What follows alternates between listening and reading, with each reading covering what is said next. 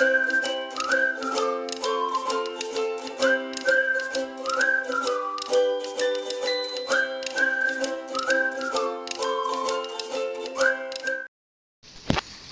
Everyone, welcome back to my channel Mousumi's life. আশা করছি তোমরা সবাই ভালো আছো, ভালো থেকো। দেখতে পাচ্ছ মেঘের অবস্থাটা কি? গতকাল থেকেই শুরু হয়েছে, আজ এখনও কিন্তু থামার নাম নেই, পড়েই যাচ্ছে। আর এই মেঘ দেখে মনে হচ্ছে এখন 2-3 দিনের গল্প। তবে এই সামান্য বৃষ্টিতেই চারিদিকটা কত সবুজ লাগছে, দেখো, সবুজে সবুজ হয়ে গেছে। ওই সবুজ লাগছে মানে জঙ্গলও বেড়েছে, আর জঙ্গল যত বাড়বে সাপের উপদ্রবও কিন্তু কম হবে না।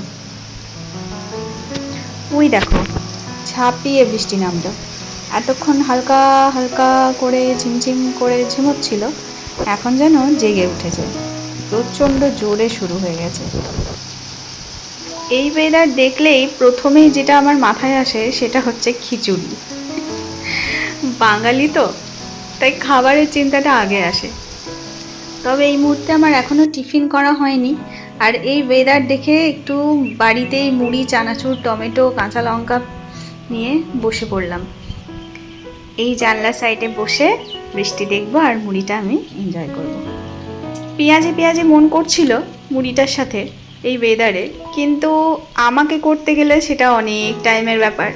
তার জন্য বাবা দেখলাম না, এতে আমার খিদেও মরে যাবে আর সময়ের অনেক ব্যাপার। তার থেকে কম ঝামেলার মধ্যে যেগুলো হাতের সামনে অ্যারেঞ্জ আছে সেগুলো দিয়েই একটু মুড়ি চিবোই বরং।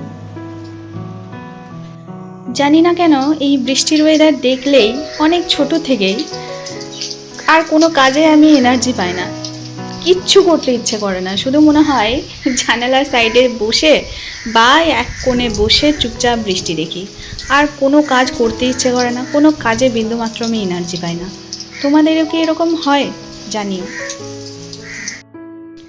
তবে এই ওয়েদার দেখে কাজ করতে পারি না, কাজে মন লাগে না, কাজে এনার্জি পাই না, সংসারে থেকে বাপু এই সব কথা বললে চলবে না, তাই না? সংসার কিন্তু তোমাকে এক চুলো জায়গা করে দেবে না ফাঁকি দেওয়ার জন্য। যদিও বা সংসার তোমাকে মাঝে মধ্যে ফাঁকি দেওয়ার সময় দেবে, কিন্তু পেট তো আর কথা শুনবে না বন্ধুরা। তাই আমরা চাইলেও কিন্তু ফাঁকি দেওয়ার চিন্তা করতে পারি না, তাই না? আর এদিকে ফ্রিজের বাস্কেটের অবস্থা দেখলে সম্পূর্ণভাবে ফাঁকা, আর এত বৃষ্টি হচ্ছে যে বাইরে বেরোনোও পর্যন্ত যাচ্ছে না। তার জন্য আনিয়ে নিলাম হচ্ছে ব্লিঙ্কিট থেকে কিছু সবজি। আর হ্যাঁ, খিচুড়ির প্ল্যান যেহেতু সকালে করেই রেখেছি, তাই খিচুড়ি করব সেইভাবেই সবজি আনালাম। আর পেঁপেটা দেখলে বন্ধুরা ভীষণ সুন্দর দিয়েছে। তবে প্রত্যেক সবজি যেগুলো আনালাম প্রত্যেকটা সবজি খুব ভালোই দিয়েছে। সব কিছুরই ভালো মন্দ দিক আছে, তাই না বন্ধুরা? ঠিক প্রযুক্তিগত ক্ষেত্রেও কিন্তু তাই, ভালো দিকও যেমন আছে খারাপ দিকও আছে। তা এই একটা কিন্তু বেশ ভালো দিক, বাড়িতে বসে 10 মিনিটের মধ্যে ওয়েদার খারাপ থাক, তুমি যে কোনো মুহূর্তে যে জায়গায় থাকো না কেন, তোমার যেটা প্রয়োজন তুমি সেটা 10-15 মিনিটের মধ্যেই তোমার হাতের নাগালে তুমি পেয়ে যাবে। তাই মাঝে মধ্যে মনে হয় যে আমরা ঠিক কতটা পরিমাণে উন্নতি করেছি, আর এতে যে কত মানুষের উপকার হয় সেটার বলার জায়গা রাখে না।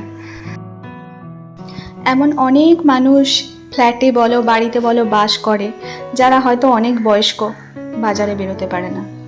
আবার যাদের হয়তো ছোট বাচ্চা নিয়ে একা থাকতে হয়, তারাও খুব একটা বেরোতে পারে না। যাদের বাজার অনেক দূরে, তারাও যেতে পারে না ঠিক সময়ে।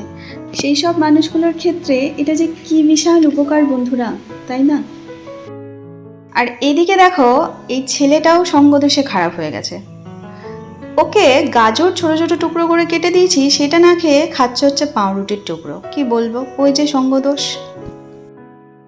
তো দেখলে কি কি আনালাম: গাজর, পেঁপে, কুমড়ো, পালং শাক, কচু, কুঁদরি, ভিন্ডি, লেবু। তো প্রত্যেকটা জিনিসই খুব সুন্দরই দিয়েছে।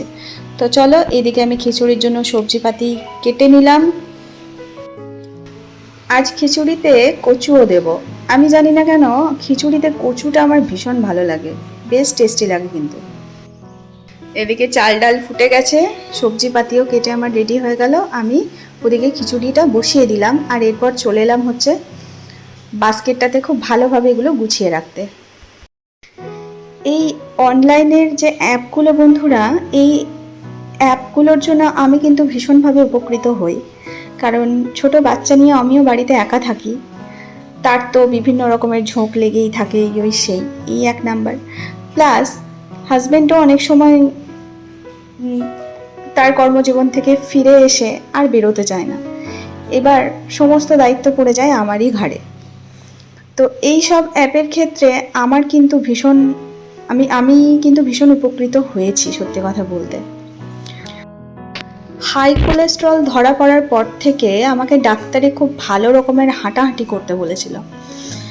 তো সেটা সম্ভব হয় না, বাড়ির সমস্ত কাজ ছেড়ে বিকেলবেলায় হাঁটা বা হাঁটতে যেতে আমি সত্যি কথা বলতে বিন্দুমাত্র এনার্জি পাই না বন্ধুরা। আর এই হাঁটাটা যে মেয়েদের কত রোগ দূর করে তার ঠিক নেই সত্যি। যতই তুমি বাড়ির সমস্ত কাজ করো না কেন, ওই কাজটা কিন্তু শারীরিকভাবে এতটা উপকার করে না যতটা এক টানা হাঁটা করে। কিন্তু ওই সময় পাই না, চেষ্টা করে এক দুদিন বেরোনোর। ওই যেদিন বেরোই সেদিন হাতে ধরে বাড়ির যে জিনিসপত্র দরকার সেগুলো টুকটাক আমি নিয়ে এলাম, কিন্তু সেটা তো আর প্রতিদিন সম্ভব নয়। আবার এই বৃষ্টি বাদলার দিনে সবজিওয়ালারাও প্রতিদিন আসতে পারছে না, তাই সুবিধা তো প্রচুর হয়। এখানে দেখো খুব সুন্দরভাবে সব গুছিয়ে নিলাম।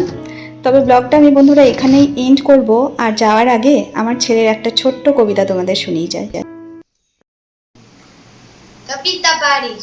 बारिश झिमझिम आती है, सबको खुश कर जाती है, अपना जल बरसाती है, गर्मी दूर भगाती है।